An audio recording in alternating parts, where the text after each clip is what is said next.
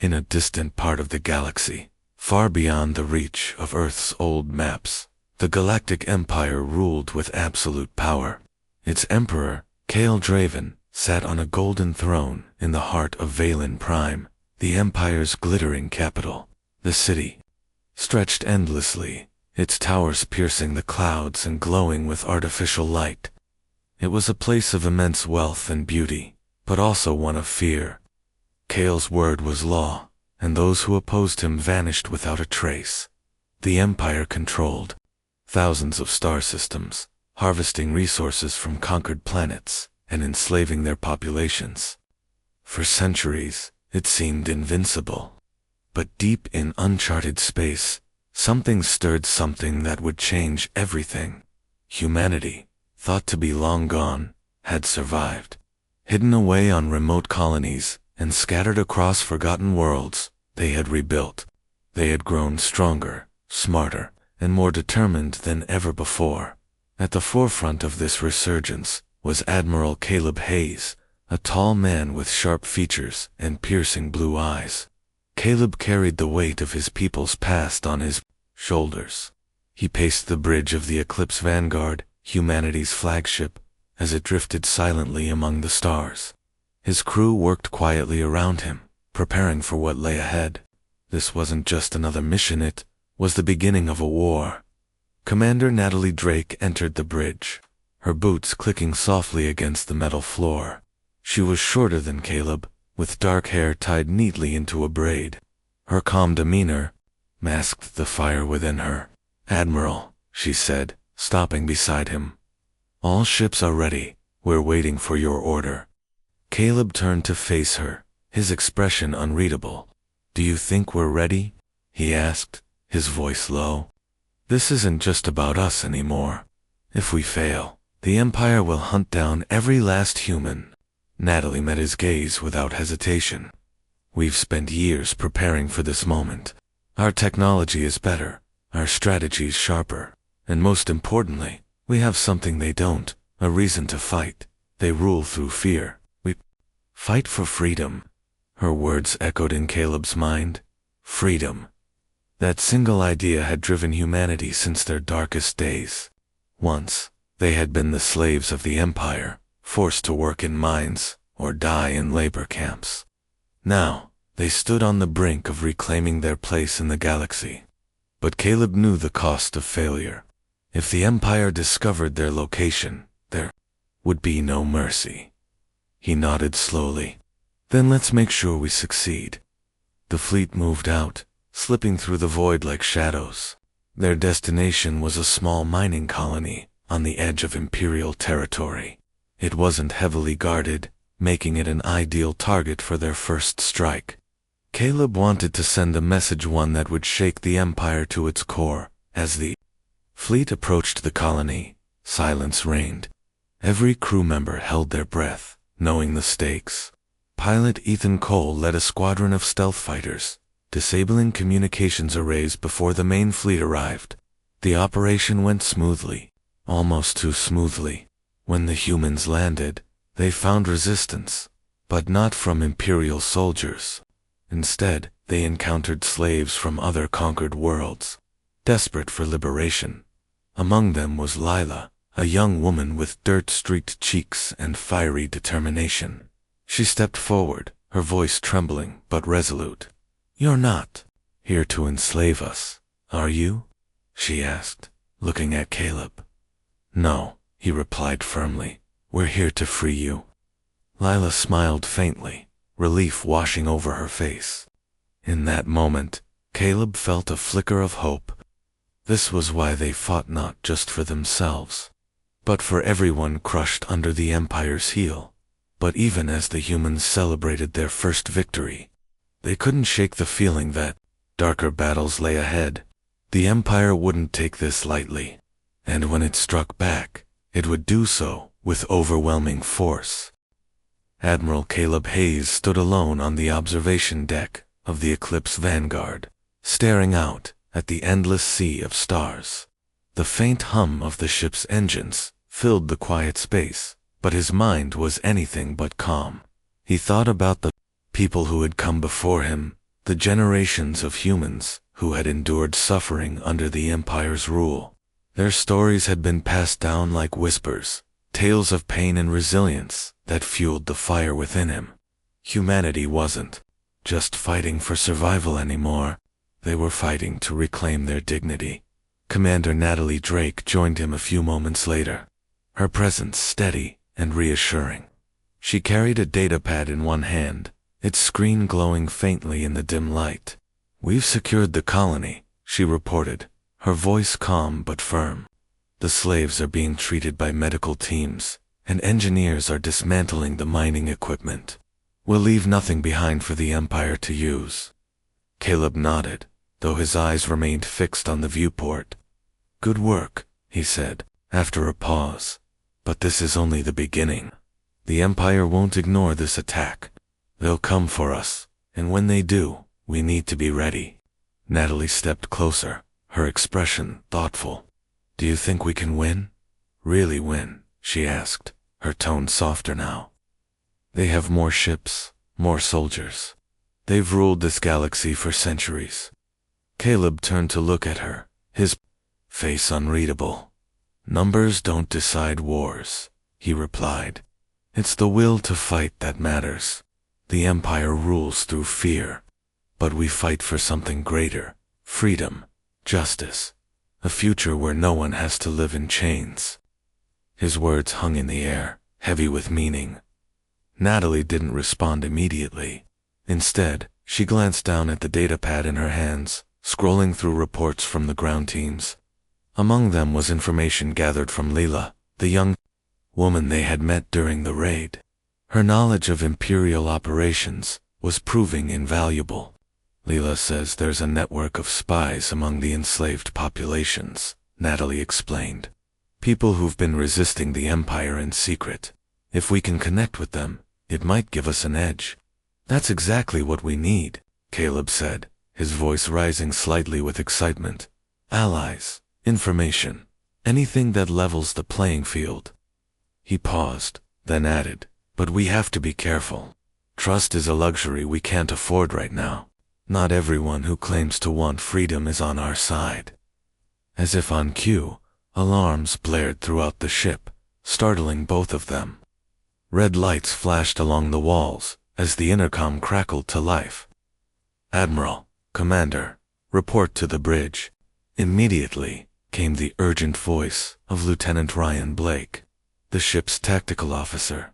Caleb and Natalie exchanged a glance before rushing toward the bridge. When they arrived, the atmosphere was tense. Screens displayed incoming data, showing multiple signals approaching their location. "It's a scout ship," Ryan explained, pointing to one of the monitors. "Imperial. It must have picked up traces of our attack. Can we evade it?" Caleb asked, his voice sharp. Ryan hesitated. "We could try, but it's risky. If they detect us cloaking, they'll know we're here. Our best option is to disable it quickly and quietly." Caleb clenched his jaw, weighing the options. Every decision felt like walking a tightrope. Finally, he gave the order. "Send Ethan Cole and his squadron. Take it out before it can send a distress signal."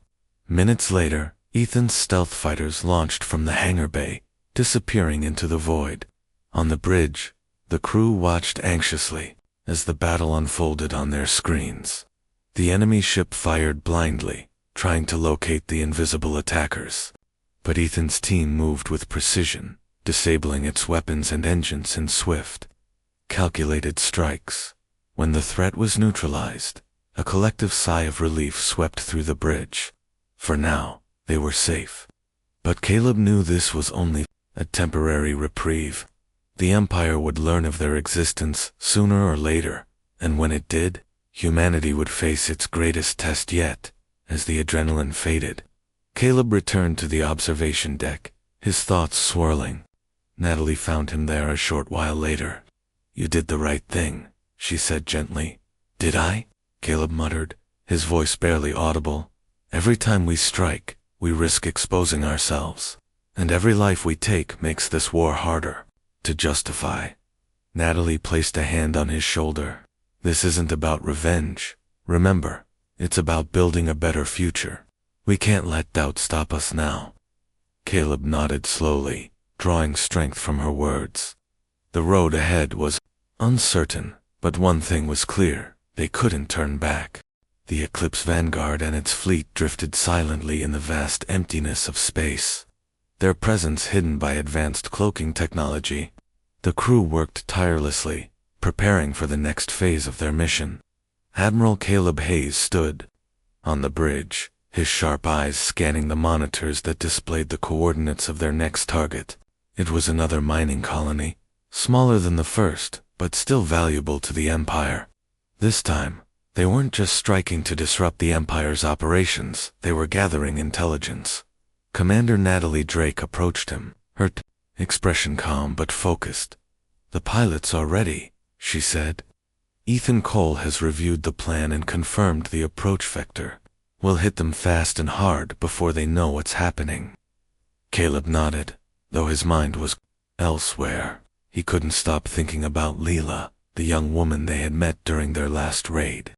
Her words echoed in his thoughts, how she had spoken of secret networks of resistance among the enslaved populations. If they could find more people like her, it might tip the scales in their favor. But trust was a fragile thing, especially in a galaxy ruled by fear. "Let's move," Caleb said finally, his voice steady. "Tell Ethan to take his squadron and disable the colony's defenses. Ground teams will follow once the area is secure." Minutes later, Ethan's stealth fighters launched from the hangar bay, their sleek forms vanishing into the darkness. The operation unfolded with precision. Imperial guards stationed at the colony barely had time to react before their communication systems went dark. By the time the main fleet arrived, the area was under human control.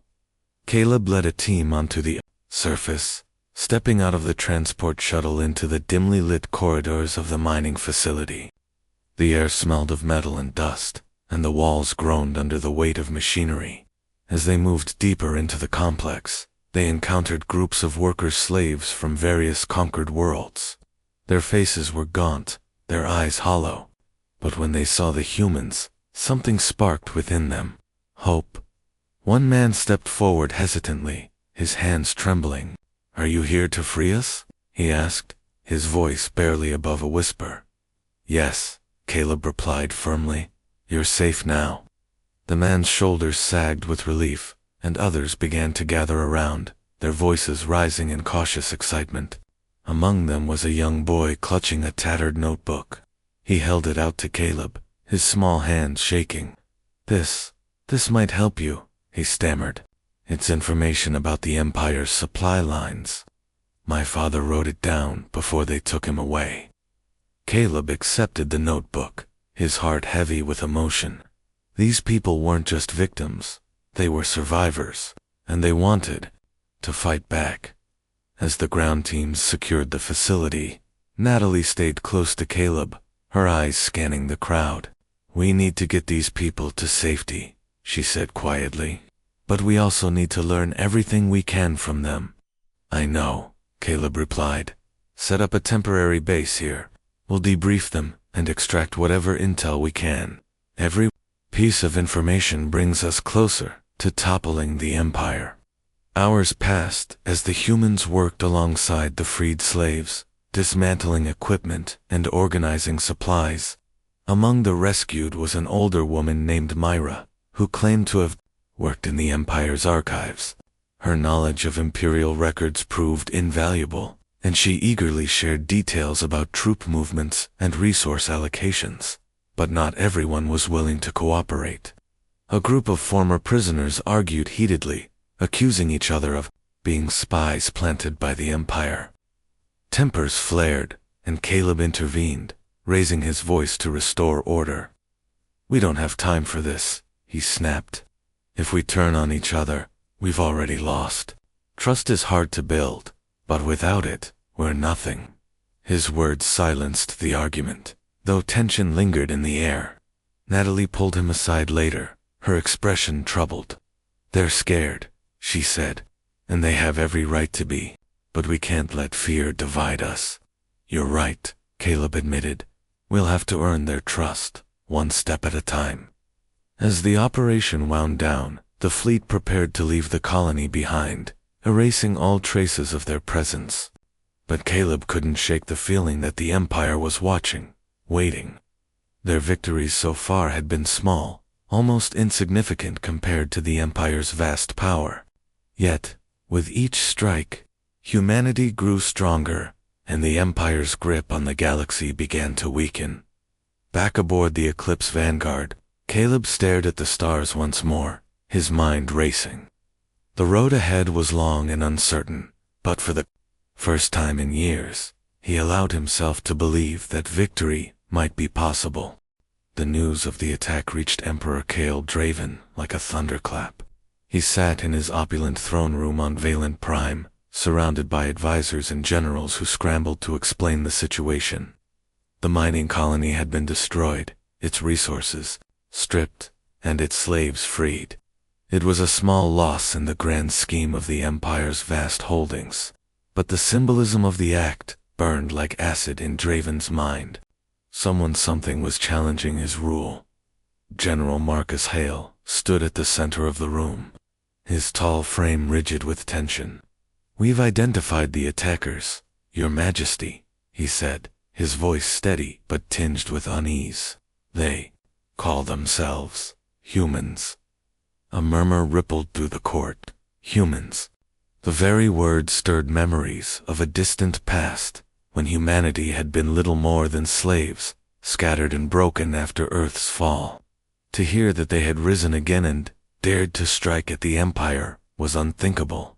Draven leaned forward, his golden eyes narrowing. "Humans," he repeated slowly, as if testing the word. "Impossible. They were wiped out centuries ago." "They weren't wiped out," Marcus corrected carefully. "They survived, hidden, growing stronger, while we turned our attention elsewhere. Now, they've returned." Draven rose from his throne, his movements deliberate and menacing. "And you're telling me this now?" he demanded, his voice rising. "After they've struck twice. What else do we know?" Marcus hesitated before answering. "Our spies have gathered fragments of information.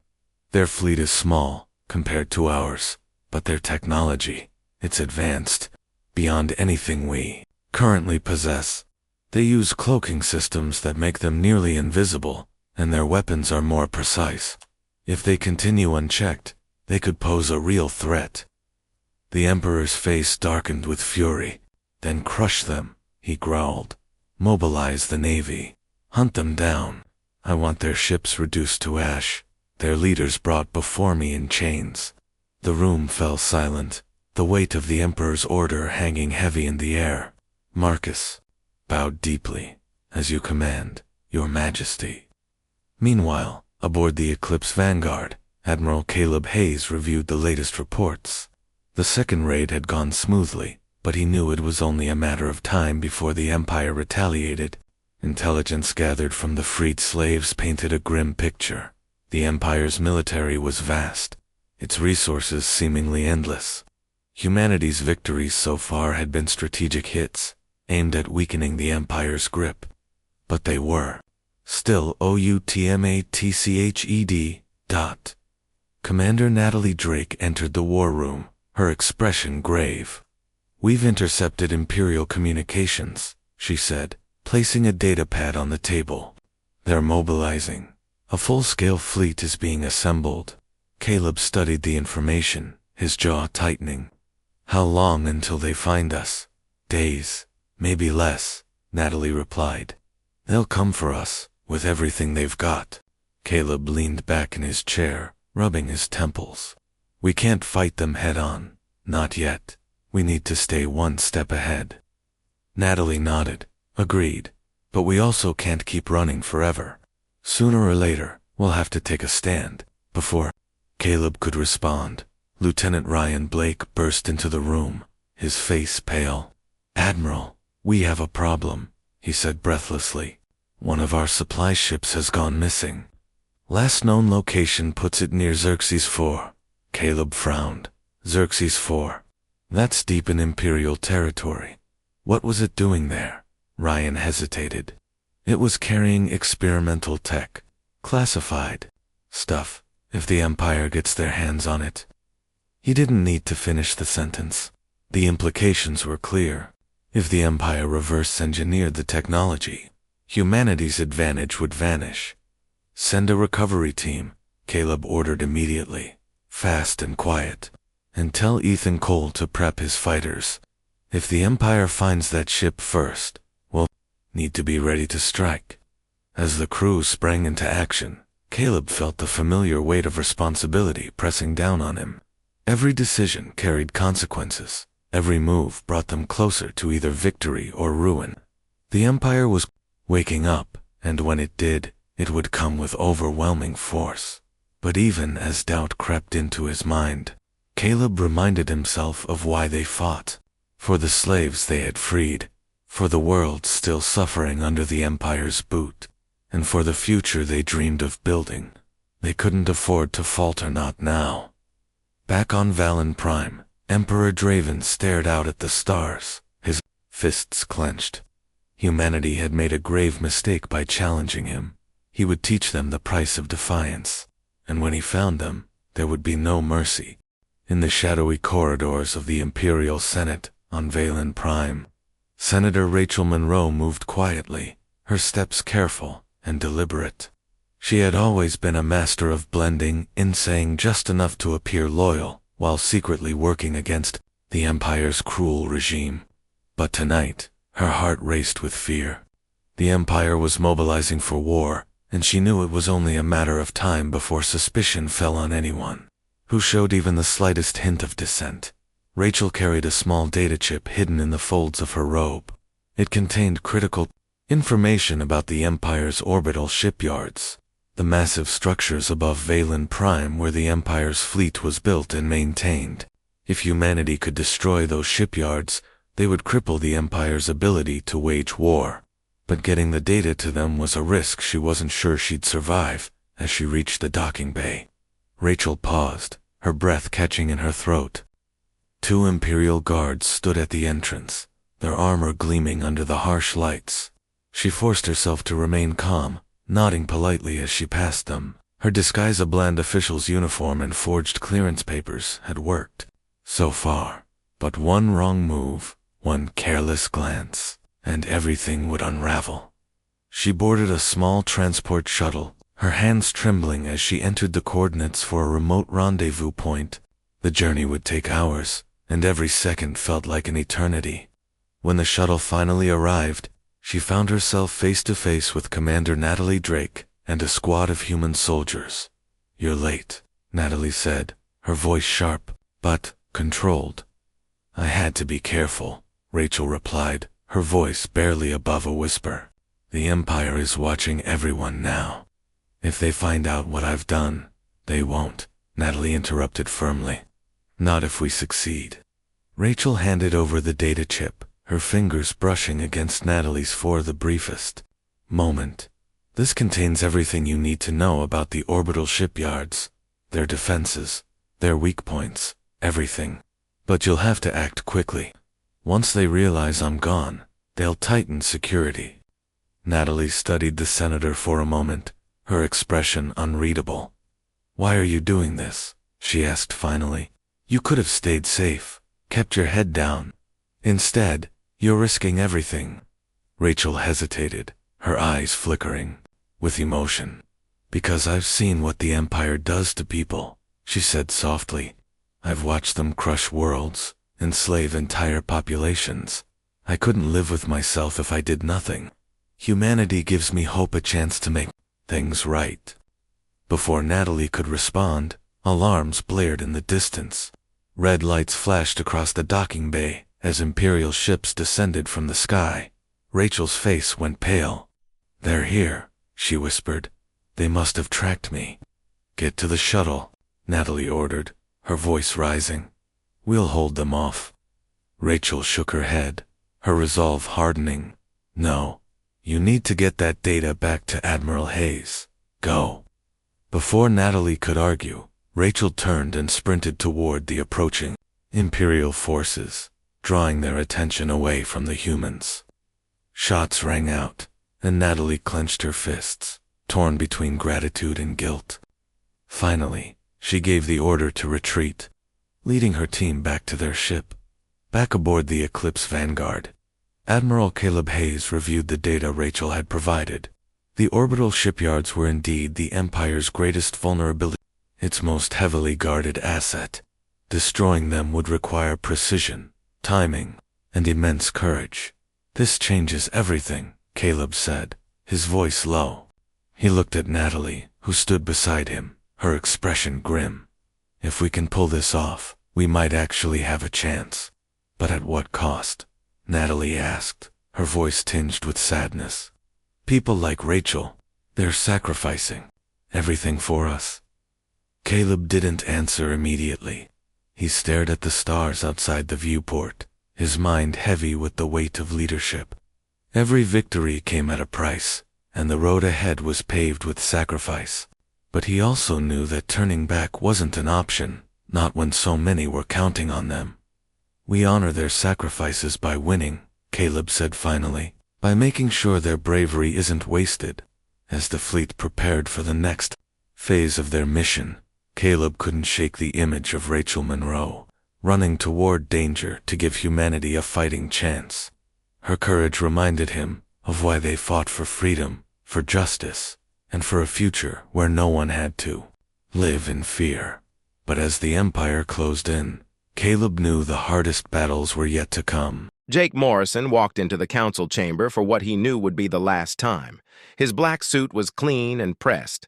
His face showed no emotion. Behind him walked 3 other humans. They all carried small bags with Earth's flag on them. This chamber was huge. It could hold 1,000 beings from different planets. Today, it was full. Representatives from 67 different worlds sat in their special chairs. Some breathed different air. Some needed special lights. Some were so small they used machines to make their voices loud enough to hear. Jake had been Earth's voice here for 5 years. Before him, other humans had tried to make friends with these aliens for 30 years. 30 long years of being told they were too young, too wild, too dangerous to be real partners. The Zephyrian sat in the biggest chair. Her name was Vex Thera. She was tall and thin with blue skin that seemed to glow. Her people had been in space for 10,000 years. She thought this made her better than everyone else. She especially thought it made her better than humans. "The Human Federation wants to speak," announced the computer voice that ran the meetings. Jake walked to the center of the room. A light came down from above. Every eye in the room looked at him. Some of those eyes were very strange. Some beings had 6 eyes. Some had eyes that could see colors humans could not even imagine. "I stand before this council to hear your final decision about Trade Route 47, Jake said. His voice was calm and clear. Trade Route 47 was important to Earth. Human. Ships used it to carry food and medicine to the outer colonies. 3 million humans lived on those worlds. Without the trade route, they would be cut off from Earth. The council had been talking about this route for 6 months. They said human ships were too dangerous. They said humans started too many fights. They said human captains could not be trusted to follow the rules. This was not true. Human ships had the best safety record of any species. Human captains had stopped more pirates than any other group. When other ships were in trouble, humans always came to help. But the council did not care about facts. They cared about fear. They were afraid of what humans might become. Vexathera stood up. When she stood, her chair made her even taller. She looked down at Jake like he was a small child. "The council has made its decision," she said. Her voice was cold and sharp. "Access to Trade Route 47 is denied to all Human Federation vessels." Jake nodded once. He had expected this, but what came next made his hands close into fists.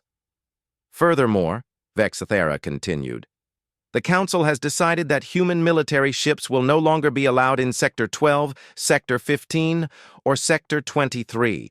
These areas are too important to risk human interference. A sound went through the chamber. Some beings made clicking noises. Others hummed. This was how they showed they agreed. They were happy to see humans pushed out of more space. Dr. Lisa Park sat in the human section. She was the head of the Galactic research program. For 10 years, she had worked with alien scientists. Together, they had found cures for 3 diseases. They had made new types of food that could grow on dead planets. They had invented faster ways to talk across space. Lisa had thought her work mattered. She had thought her alien friends respected her. But when she looked at them now, they would not meet her eyes. Captain Ryan Walsh sat next to Lisa. He commanded the human ships that protected this very space station. His ships had fought off pirates 12 times in the last year. His people had died protecting alien worlds, but now the Council was telling him his ships were not wanted. The old Centaurian named Quindal looked sad. He was one of the few aliens who had always been kind to humans. He had voted against this decision, but his was just one voice among many. "There is more," Vexathara said. She seemed to enjoy this. The Council has also voted to limit human participation in scientific programs. Humans will no longer have access to Level 7 research data. This information is too advanced for such a young species. Level 7 data included everything humans had helped discover. Dr. Lisa Park felt like someone had hit her in the stomach. Her life's work was being taken away because she was human. Jake looked around the room. He saw fear in some faces. He saw hate in others. He saw a few who looked sorry but not sorry enough to speak up. "Is there anything else?" Jake asked. "Yes," Vexathara said. "The Council suggests that humanity should spend the next few centuries learning to be more civilized. Perhaps when your species grows up, you will understand what it means to be responsible members of the galactic community." The chamber was quiet. Even the air recycling system seemed to stop making noise. Jake Morrison had been a soldier before he became a diplomat. He had fought in 3 wars. He had seen his friends die. He had killed enemies with his own hands.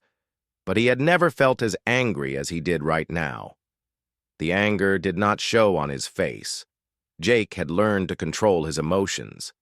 But inside, something cold and hard settled into place. "I have a message for this council," Jake said. His voice was still calm, but something in it made everyone listen. "The Human Federation thanks you for your decision. It has made things very clear for us." Reached into his bag and pulled out a small device. It was Earth's official communication pad. Every human ambassador carried one. "Effective immediately, the Human Federation withdraws from the Galactic Council. We resign our membership. We close our embassies. We recall our ships and our people." The chamber exploded into noise. Beings clicked and hummed and made sounds. Jake could not understand. Some stood up. Others leaned forward in their chairs. Vexathara's blue skin turned darker. "You cannot just leave. You signed agreements. You have duties." "We signed those agreements as equal partners," Jake said. "Since you have made it clear we are not equal, those agreements are void. We owe you nothing." Jake turned to look at Dr. Lisa Park and Captain Ryan Walsh. "Pack everything. We leave in 24 hours. He turned back to face the council. "You wanted us to learn what responsibility means. Well, we have learned. It means taking care of ourselves when others will not take care of us." Jake walked toward the exit. The other humans followed him. Their footsteps echoed in the silent chamber. At the door, Jake stopped and looked back one last time. "Good luck without us," he said. "You are going to need it." The door closed behind him with a soft sound, but for the Galactic Council it was the sound of everything changing forever. Captain Ryan Walsh stood on the bridge of the UFS Endeavour and watched the biggest convoy in human history form up around his ship. 300 vessels hung in space like a metal cloud. Cargo ships, passenger ships, research vessels, and warships all moving together toward the same goal, home.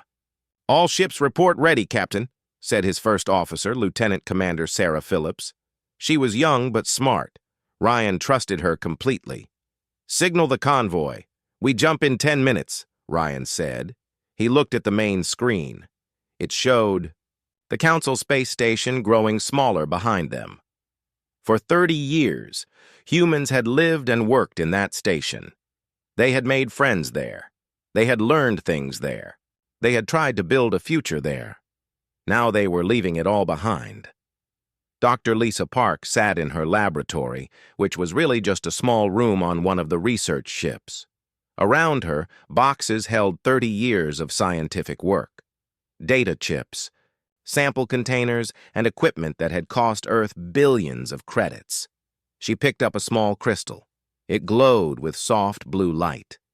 Inside the crystal was the cure for Altarian death fever.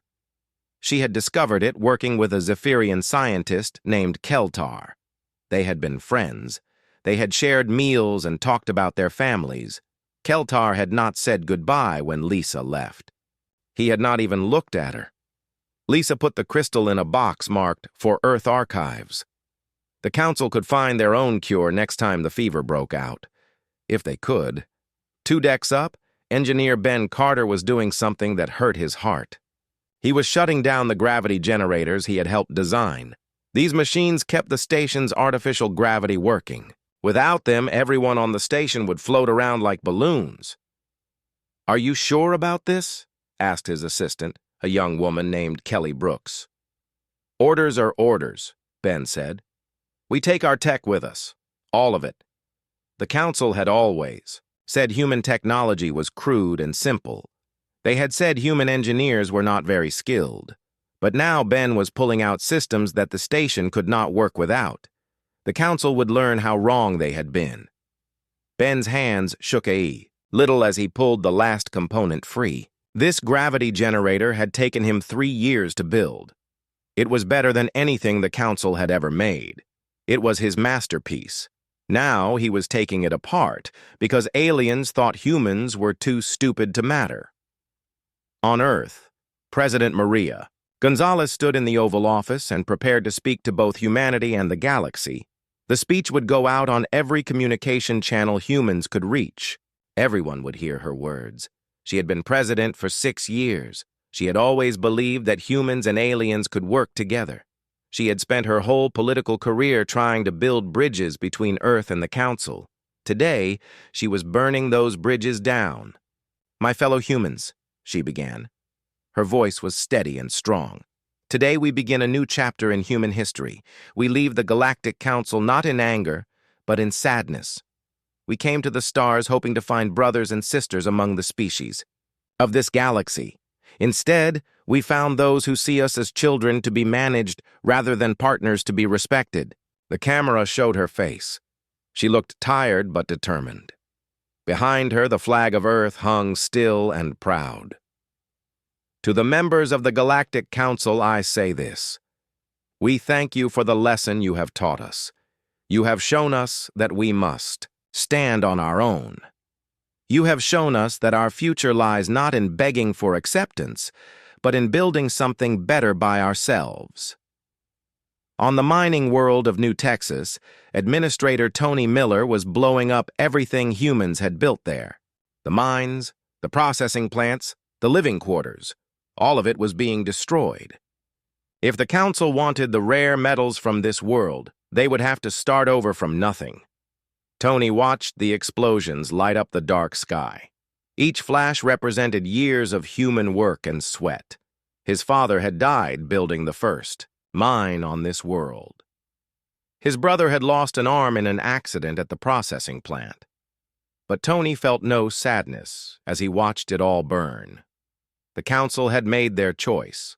Now they would live with what that choice cost them. Admiral Kate Sullivan commanded the Soul Defense Network from her flagship, the UFS Constitution. Her job was to protect Earth and the human colonies from attack. Her ships and space stations formed a wall of steel and energy weapons around human space. Now she was pulling that wall down. "Begin withdrawal of all outer defense platforms," she ordered. "Authorization code Bravo 77 Delta." Her operations officer looked confused. "Admiral, that will leave the Arcturus and Centauri colonies completely undefended."